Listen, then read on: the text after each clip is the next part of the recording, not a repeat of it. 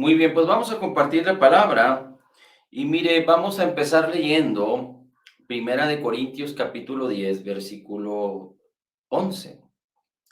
Y dice la escritura en Primera de Corintios capítulo 10 versículo 11.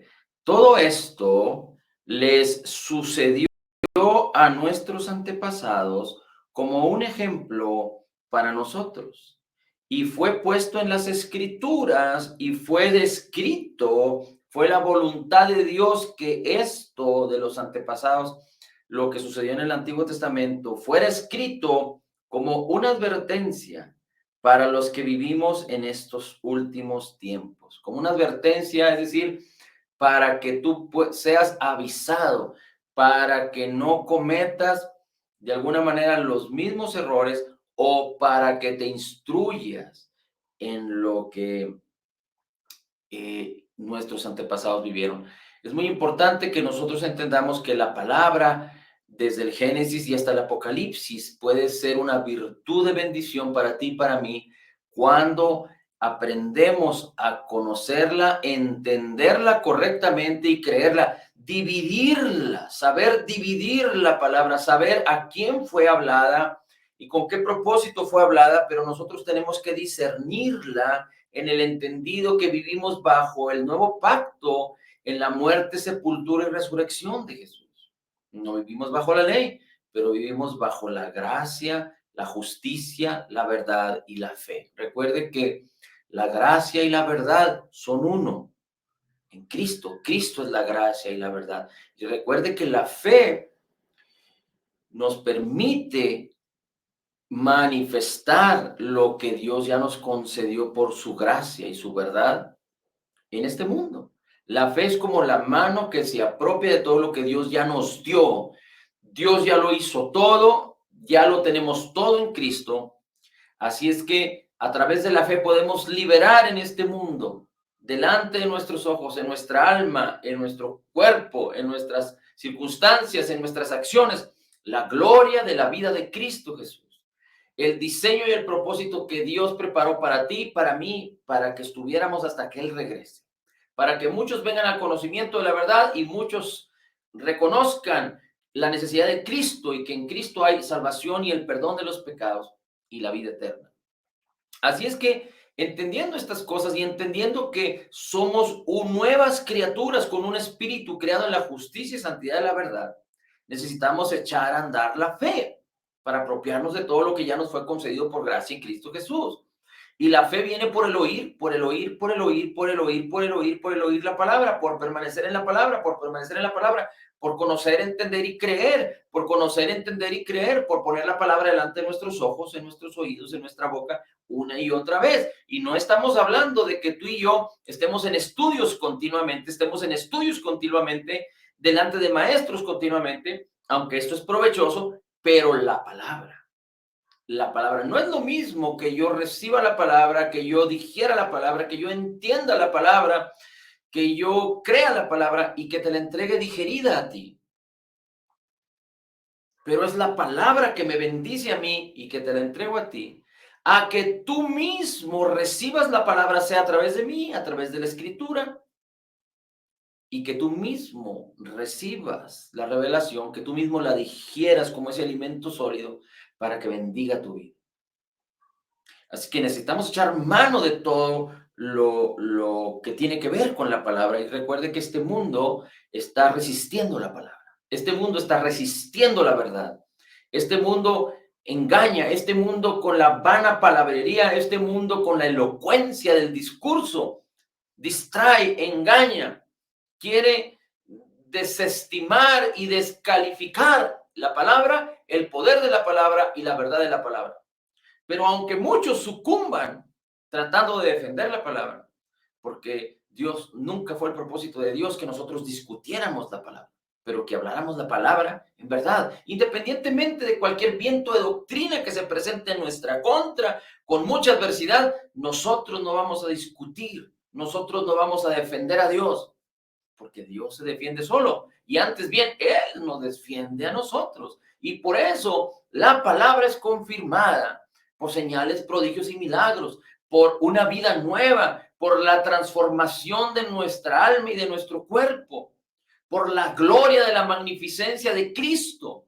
Recuerde que 2 Corintios 3:18 dice que viendo a cara descubierta como en un espejo la gloria del Señor, en la palabra de Dios vemos la gloria de Cristo desde el Génesis y hasta el Apocalipsis. Es por eso importante que usted y yo no solo pongamos la palabra delante de nuestros ojos, sino que aprendamos a conocerla, a entenderla y a creerla correctamente, a dividirla correctamente, porque en ella debemos de ver la gloria, la majestad de Cristo, no la majestad de Adán, no la majestad o la gloria que tuvo Noé, de ninguna manera la gloria o la bendición que tuvo Abraham, o la gloria de Moisés, o la gloria de David, pero la gloria de Jesús. Y nosotros podemos aprender lecciones de Adán, de Abraham, de Noé, de Moisés, de David, de los reyes, de los profetas. Pero siempre cuando nuestros ojos y nuestros corazones están puestos en Cristo Jesús y Jesús, nosotros giramos alrededor de Jesús. Nadie puede tomar el lugar de Cristo.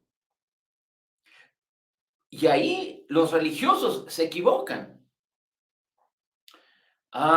Por eso el Señor Jesucristo, cuando se transfiguró en el monte de la transfiguración delante de 3 de sus discípulos, y ahí estaba Pedro, y Pedro dijo: Señor, hagamos 3 enramadas, 3 tabernáculos, 3 lugares de adoración, uno para ti, uno para Elías y uno para Moisés, porque el Señor se transfiguró y delante de él apareció Elías y Moisés. Y se oyó una voz, vino una densa niebla, como una nube, y se oyó una voz que dijo: este es mi Hijo amado, a él oíd. Nadie puede tomar el lugar de Cristo. Indiscutiblemente, Cristo es el Señor de los señores, el Rey de los reyes. Fue exaltado sobre todo. Nadie puede tomar el lugar de Cristo. Cristo sostiene todas las cosas con la palabra de su poder. El Padre, el Hijo y el Espíritu Santo son uno. Nadie puede tomar el puesto, la posición, porque eso le pertenece a Él. Eso es la posición de la deidad. Así es que en nuestras vidas nada debe tomar la posición. Nosotros podemos limitar a Dios y podemos limitar nuestras vidas y podemos desaprovechar lo que Dios ya nos concedió por gracia si nosotros en nuestros corazones ponemos a algo o a alguien en lugar de Cristo. Si ponemos la vanidad, los deseos de los ojos, la religiosidad, a nosotros mismos, los problemas, la enfermedad, la escasez, un corazón duro, un corazón incrédulo, si ponemos eso antes que Cristo, si le damos más valor a eso, entonces nosotros estaremos limitando a Dios y estaremos desaprovechando la bendición que Dios ya nos concedió por gracia. Por eso, cuando Cristo es lo primero, el número uno en nuestras vidas, lo demás se hace sombra. Cuando nosotros ponemos nuestros ojos solo en Jesús, porque fíjese algo muy interesante. Dice la Escritura que Jesús es el camino, la verdad y la vida. El mismo Señor Jesucristo lo dijo: yo soy el camino, la verdad y la vida. No hay muchas verdades. Hay una sola verdad y Jesucristo es la verdad. No hay muchos caminos, aunque en este mundo hay muchos caminos que dirigen a muchos puntos de reunión, pero hay un solo camino al Padre. No es a través de Buda, no es a través de los Hare Krishna, no es a través de los Mao Zedong, no es a través de los mormones, de los testigos de Jehová, no es a través de los católicos, no es a través de los religiosos cristianos, ¿no? No es a través de los hombres, de San Judas Tadeo o de la Virgen María. No es a través de ningún hombre que haya muerto y siga su cuerpo muerto. Es a través del único camino al Padre, y esto es Jesús. Y Él nos garantiza esta bendición cuando no solo murió por ti y por mí, siendo el Hijo de Dios que se hizo hombre, sino que padeció, murió por ti y por mí, y después de 3 días y 3 noches resucitó para tu justificación y mi justificación, como la garantía de la justicia que somos en Cristo para vida eterna, para que el punto que nos separaba, para que la separación que había entre el Padre y nosotros fuera quitada de en medio. Y ahora Jesús es el camino y nosotros tenemos garantizada la presencia de Dios y la vida eterna. Tan es así que Él vino y nos selló con su Espíritu Santo. Y gloria al Señor por ello. Así es que es muy importante que podamos instruirnos en la justicia y ser enseñados por la palabra, inclusive redarguidos y corregidos si es necesario, pero todo lo tenemos que discernir a través de Jesucristo y de su obra terminada, completa y perfecta, y de su resurrección para nuestra justicia. Así es que entendiendo estas cosas, vamos a regresar a primer libro de Reyes, capítulo, primer libro de Reyes, capítulo 17. Acompáñeme, por favor. Primer libro de Reyes, capítulo 17. Y vamos a seguir viendo la historia de Elías y una mujer de Sarepta, de un lugar en Israel o cerca de Samaria. Pero vamos a ver cómo la palabra nos quiere enseñar, cómo podemos aprender lecciones, cómo podemos aprender de esta historia. Así es que solo le pongo en contexto, Elías se había levantado, era un profeta de Dios y había dicho, de acuerdo a Deuteronomio 11, que porque el rey y el reino y los hombres estaban dándole la espalda a Dios y se estaban yendo en pos, idolatrando a los Baales, al diablo, prácticamente, Dios había dicho en Deuteronomio 11 que iba a cerrar los cielos y no iba a llover. Así es que Elías tomó esa palabra de Dios, la puso en su boca y la declaró de tal manera que los cielos se cerraron y no volvió a llover. Dice el Señor Jesucristo en Lucas 4 que no llovió durante 3 años y medio. El mismo Señor Jesucristo hace mención de esta viuda y de cuánto tiempo fue el periodo de la sequía a través de la palabra que declaró Elías.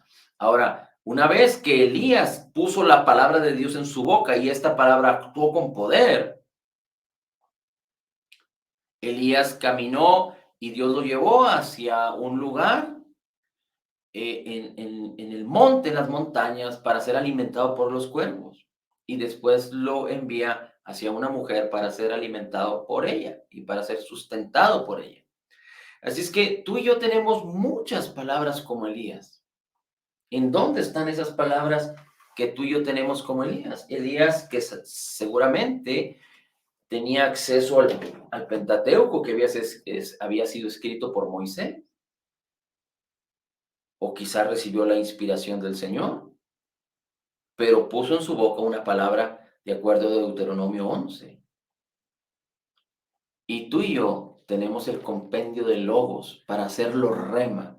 Cuando tú y yo tomamos el logos de Dios, la palabra del Señor, y la creemos y la ponemos en nuestra boca, se convierte en una palabra rema, en una palabra que tiene poder.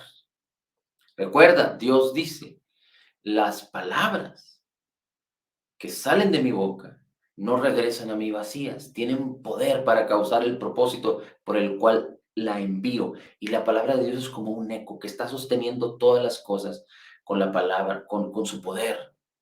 De tal manera que cuando tú y yo empezamos a escudriñar el logos y a ponerlo una y otra vez delante de nuestros ojos, en nuestra boca, en nuestros oídos, en nuestra mente y en nuestro corazón, y entonces tomamos las palabras, las verdades de poder que tenemos gran cantidad de ellas, más que Elías, porque Elías no solo tenía acceso y era un profeta de Dios al Pentateuco y solo al Pentateuco, o a lo que había quizá sido revelado a Josué, porque recuerde que la escritura habla de Génesis, Éxodo, Levítico, Número, de Deuteronomio, Josué, Jueces, Ruth,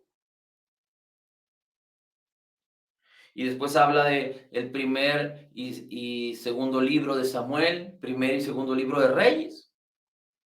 Quizá posiblemente pudo haber escuchado acerca del libro de Job, pero hasta ahí. La palabra que Elías puso en su boca fue la palabra de Deuteronomio, que Dios reveló a Moisés. Pero tú y yo tenemos acceso no solo a ese compendio, pero a Josué, Jueces, Ruth, a primer libro, segundo libro primero y segundo libro Reyes de Samuel, primero y segundo libro de Reyes, primero y segundo libro de Crónicas, Esdras, Nehemías, Esther, Job, Salmos, Proverbios, Eclesiastés, Cantares, Isaías, Jeremías, Lamentaciones, Ezequiel, Daniel, Oseas, Joel, Amós, Abdías, Jonás, Miqueas, Nahum, Habacuc, Sofonías, Ageo, Zacarías y Malaquías del Antiguo Testamento y del Nuevo Testamento, Mateo, Marcos, Lucas, Juan, Hechos de los Apóstoles, Romanos, primera y segunda de Corintios, Gálatas, Efesios, Filipenses, Colosenses, primera y segunda de Tesalonicenses, primera y segunda de Timoteo, a Tito, a Filemón, Hebreos, Santiago, primera y segunda de Pedro, primera, segunda y tercera de Juan, Judas y Apocalipsis. No sé si se me pasó por alguno por ahí. Sí, Filemón, bueno, no recuerdo si lo dije, Filemón. Pero nosotros tenemos acceso al compendio completo de la Escritura. Y no solo eso, que hay dos cosas extraordinarias. Bueno, ya serían tres, pero hay dos cosas adicionales extraordinarias que tenemos a diferencia de Elías. Aunque Elías escuchó la voz de Dios hablada, y aunque Dios te puede hablar audiblemente a ti, pero no es la manera de Dios. Porque mismo Pedro escuchó en el monte de la transfiguración la voz de Dios. Y seguramente también Pedro estuvo presente cuando el Señor Jesucristo fue bautizado. Y descendió el Espíritu Santo como paloma y se oyó una voz que decía, este es mi Hijo amado en el cual tengo complacencia. Y el mismo apóstol Pedro dice en su carta, pero lo más seguro, la profecía más segura, nosotros estuvimos presentes y escuchamos al Señor Jesucristo. El mismo Señor Jesucristo habló la palabra, el mismo Padre les habló. Ellos escucharon 3 años y medio hablar al Señor Jesús, palabra. Jesús abriendo su boca, hablando la palabra. Y el mismo apóstol Pedro dice, pero lo más seguro es la palabra escrita. Esa es la profecía más segura. Así que tú y yo, por la gracia y la gloria de Dios, tenemos acceso al compendio de la Biblia, a el logos del Señor, que aunque lo rechazan, la mayoría de las personas en este mundo no han podido destruir ni podrán deshacerse de una obra literariamente gloriosa, lo más glorioso que ha habido literariamente hablando. Pero sabemos que no es letra, no es simplemente hojas impresas, pero sabemos que es el logos de Dios que se puede convertir en un rema cuando la conocemos, la entendemos, la creemos correctamente, sabemos dividirla, entenderla, discernirla, de acuerdo a lo que somos en Cristo Jesús, a su obra terminada, completa y perfecta. Y entonces la palabra es viva y eficaz, más cortante que toda espada de 2 filos.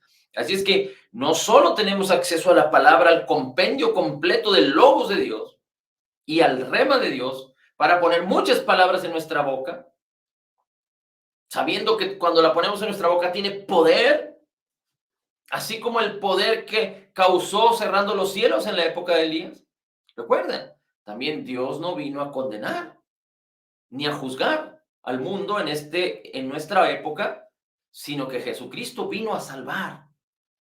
Así es que no podemos poner en nuestra boca palabras de juicio, palabras o querer. Recuerde que los discípulos le dijeron al Señor Jesús cuando no lo quisieron recibir en uno de los pueblos, y precisamente creo que era Samaria, y en un momento del ministerio del Señor Jesucristo, y uno de sus discípulos dijeron, Señor, ¿quieres que pidamos que descienda fuego y que los consuma? Y ellos no entendían y no comprendían. Esto que estaba sucediendo con el rey Acab y con Elías estaba haciendo en Israel, y recuerde que en el reino del norte de Israel, la ciudad principal o la capital era Samaria. En el reino del sur, que era Judea o Judá, era Jerusalén. Bien, ¿qué otras dos cosas tenemos extraordinarias que no tenía Elías? Que Elías tenía una unción que Dios le dio, y tú y yo tenemos acceso a la unción misma de Jesús. No es la unción de Elías, ni la unción de Eliseo, que era doble, era una doble porción de la de Elías, pero a la unción con la cual fue ungido Jesús. Y también, algo que no tenía Elías, es que Elías no era una criatura nacida de nueva, como tú y yo somos nuevos en Cristo. Tenemos un espíritu creado en la justicia y santidad de la verdad, y Dios nunca se apartará de nosotros. Dios nos habla de adentro hacia afuera, por eso a través de su palabra nos habla. Elías tenía que recibir la voz de Dios de afuera hacia adentro, nosotros de adentro hacia afuera, porque el Espíritu Santo, el Espíritu de Cristo mora en nosotros. Bien, así es que vamos a leer donde dice en el versículo 8: vino pues palabra del Señor a Elías diciéndole, levántate, ve a Sarepta de Sidón, vete a Sarepta de Sidón y mora allí, vive allí. He aquí yo he dado orden a una mujer viuda que te sustente. Así es que Dios le habló a una mujer que estaba viuda y le dijo, vas a sustentar a Elías. ¿Por qué el Señor Jesucristo hace alusión a esta mujer? Usted puede leer el contexto en Lucas 4. Fíjese cómo dice el 25. La verdad os digo que muchas viudas había en Israel en los días de Elías, cuando el cielo fue cerrado por 3 años y 6 meses, y hubo una gran hambre en toda la tierra, pero a ninguna de ellas fue enviada Elías, sino a una mujer viuda en Sarepta de Sidón. Y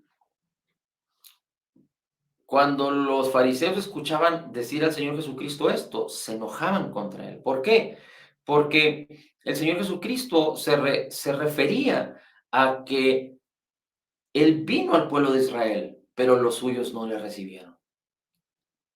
Y por eso no entregó sus virtudes y su discernimiento y su revelación a los fariseos y religiosos, sino a los pecadores que se acercaban a él de corazón, que creían en él. Así es que por eso el Señor Jesucristo, cuando viene aquella mujer que tenía una hija que estaba atormentada por un demonio, una mujer sirofenicia, dice la Escritura, no era una mujer judía.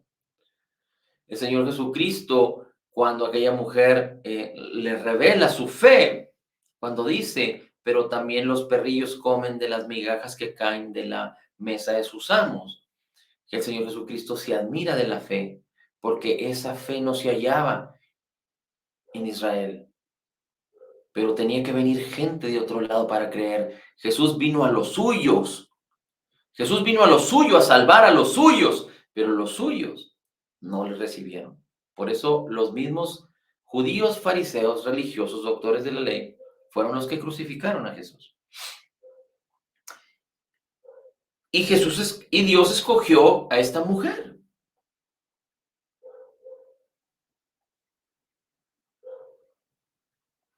Entonces, dice la Escritura. Entonces él se levantó y se fue a Sarepta. Y cuando llegó a la puerta de la ciudad, he aquí una mujer viuda que estaba allí recogiendo leña, y la llamó y le dijo, te ruego que me traigas un poco de agua en un vaso para que beba. Y yendo ella para traérsela, él la volvió a llamar y le dijo, te ruego que me traigas también un bocado de pan en tu mano. Y ella respondió, vive el Señor tu Dios, que no tengo pan cocido, solamente un puñado de harina tengo en la tinaja y un poco de aceite en mi vasija, y ahora recojo 2 leños para entrar a prepararlo para mí, mi hijo, y para que lo comamos y dejarnos morir, porque había una sequía tremenda. Si es que esta mujer solo tenía 2 porciones, que él, cociéndolas iba a generar una porción de alimento para ella y para su hijo, y era todo lo que tenía. Elías le dijo, no tengas temor, ve y haz como has dicho, pero hazme a mí primero, dice, hazme a mí primero de ello, una pequeña torta cocida debajo de la ceniza y tráemela. Y después de que me des a mí de comer, harás para ti y para tu hijo. Y muchos podrían decir, pues qué puntadas de Elías. ¿Cómo es posible si aquella mujer apenas tiene un bocado y Elías se lo está quitando? Pero recuerde que Dios le había dicho a la mujer que tenía que sustentar a un hombre, y este era Elías. Y aquella mujer creyó la palabra de Dios. Así es que, aunque tenía solo una pequeña porción de aceite y de harina para hacer pan, y aunque eso aparentemente solo alcanzaba para ella y para su hijo, aquella mujer creyó al Señor. Y aquella mujer a lo mejor no entendía cómo Dios es que iba a operar, Dios cómo le iba a hacer, pero aquella mujer estaba segura que Dios iba a resolver la situación, que no era una situación de ella, sino que Dios había ya resuelto la situación. Dios en su sabiduría, en su provisión, Dios había resuelto la situación. Y eso es lo importante que usted y yo tenemos que entender. Dios ya nos proveyó todo por gracia. Dios ya se anticipó. Dios no es como usted y como yo, que a veces nos agarran desprevenidos. Dios se anticipó y se preparó y nos provisionó con todo en Cristo Jesús. Por eso ya lo tenemos todo. Lo importante no es que Dios se ha anticipado a esto, sino que nos lo ha entregado. Por eso ya lo tenemos todo en Cristo. Y no entender esto nos lleva a limitar a Dios, para que no podamos apropiarnos de lo que Dios nos concedió por gracia. Así es que muchos pensarían, es que ¿por qué Elías? Qué extraño que la Biblia diga que Elías le quita el pan a la mujer.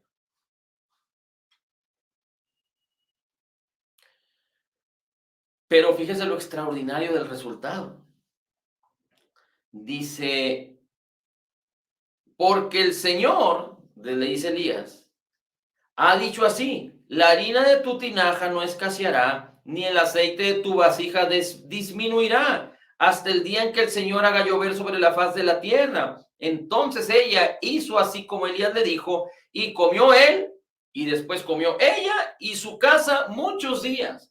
No sabemos cuántos días fue alimentada esta mujer con el sustento milagroso del Señor, pero quizá 2 años o 3 años, o un poco más, o un poco menos, no lo sabemos. 3 años y medio estuvo la tierra en sequía. Y con ese puñado de harina y de aceite, y aquella mujer creyó la palabra que Dios le había dado, sustentó a Elías, de tal manera que le dio primero a él y luego comió ella y su casa, y nunca escaseó el aceite de la vasija ni la harina que ella tenía, sino que se multiplicaba de manera milagrosa. No se multiplicó en un lagar de 250 toneladas de harina y de 500,000 litros de aceite, no, sino que cada día aquella mujer podía ver el milagro de Dios teniendo la porción necesaria para alimentar a Elías, porque Dios le dijo, vas a sustentarlo. Y Dios le dijo a Elías, ella te sustentará. Así es que no solo ella creyó y actuó en fe, sino que Elías también creyó y vino y descendió a la mujer y no tuvo temor, ni prejuicio, ni actuó en su carne, sino que le dijo a la mujer como Dios le había enseñado, como Dios le ordenó a Elías, dame primero a mí. Porque aquella mujer dándole primero a Elías significaba que estaba confiando en el Señor, porque Elías representaba al profeta de Dios. Elías tenía la palabra de sabiduría. Elías no vino a quitarle a la mujer. Elías vino a darle vida a la mujer. Elías vino a darle sustento a la mujer, aunque la palabra fue aquella mujer te sustentará. Elías vino a darle la provisión que aquella mujer pudo disfrutar por más de quizá 3 años. Así es que aunque muchos lo puedan ver con que Elías le quitó a la mujer, no sucedió así, porque cuando Elías le pidió que le diera primero a él, porque el Señor había dicho, nunca escaseará la harina y el aceite, si aquella mujer no hace como Elías le dijo, que representaba la palabra de Dios y el profeta de Dios, porque dice Elías en el versículo 14, porque el Señor Dios de Israel ha dicho así, y entonces le da la palabra a la mujer. La harina de tu tinaja no escaseará, ni el aceite de la vasija disminuirá. Y aquella mujer hizo tal cual, y aquella mujer no solo pudo vivir esos 3 años o más, y pudo sustentar a Elías. Así es que Elías no vino a quitarle, pero Elías vino a proveerle esa bendición. Pero mira lo que causó también esto. Vino en el versículo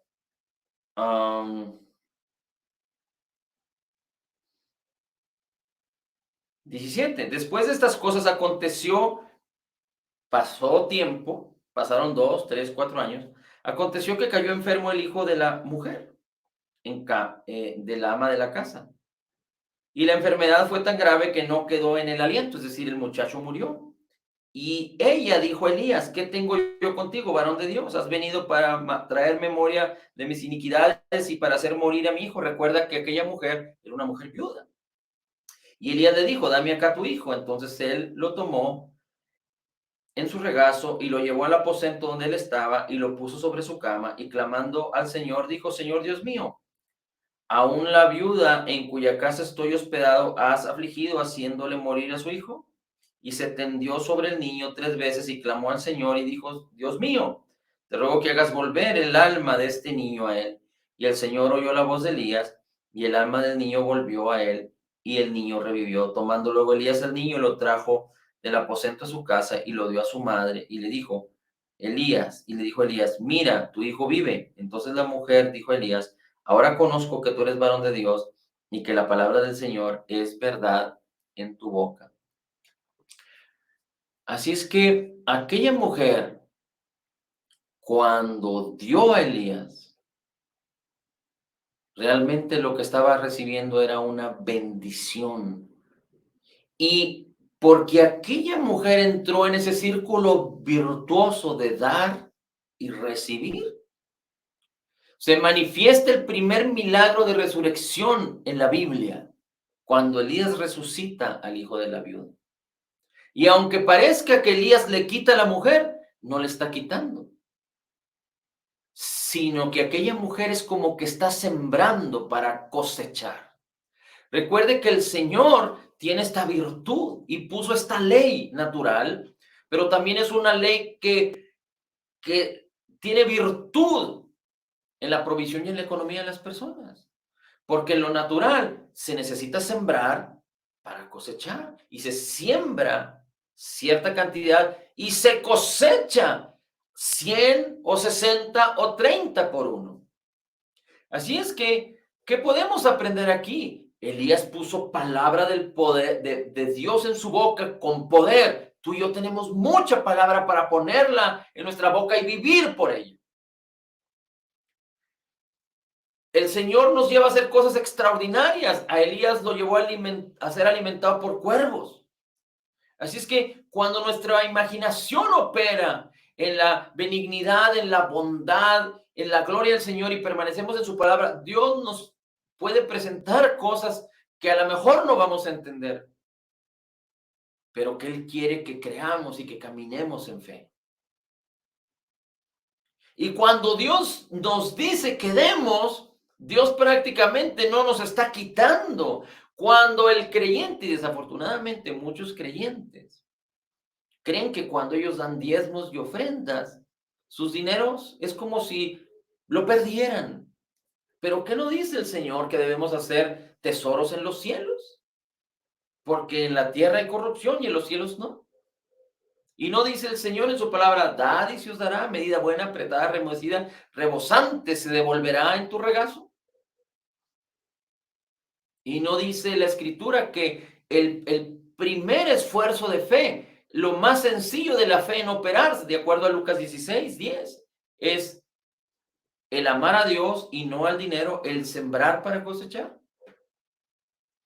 Entonces, cuando los siervos de Dios, los ministerios,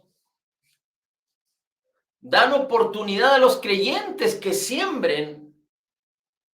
No es porque los siervos de Dios, y estoy hablando de siervos genuinos, quizá habrá quienes quieran manipular, pero cada uno de nosotros tenemos que discernir. Pero cuando los siervos de Dios establecen o hablan acerca de diezmos y ofrendas, no es que te quieran quitar, sino que te quieren dar. Te quieren dar oportunidad que tú siembres para que coseches. La razón por la cual esta mujer pudo disfrutar del milagro de la resurrección de su hijo fue por causa de que aquella mujer dio y recibió en abundancia no solo pan durante más de 3 años, sino la misma resurrección de su hijo. Eso es muy importante que tú y yo lo meditemos, porque debemos aprender cosas positivas, cosas buenas. La esperanza tiene que operar en nuestro favor. Y recuerda que cuando nosotros ponemos a Jesús como Señor, todo lo demás se hace sombra. Así es que cuando algo material se pierde y nos duele, no estamos poniendo a Jesús como lo más importante, porque entonces le estamos dando valor a lo material.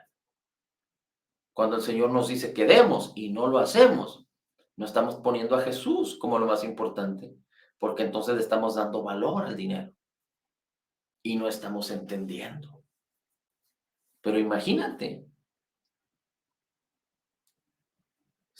escuché a una persona dar un ejemplo diciendo, es que si hubiera alguien que dijera, que se parara enfrente y dijera, cualquiera que me dé 1,000 pesos ahorita mismo, yo le regreso 25,000. Y enseñaba los 25,000 en la mano.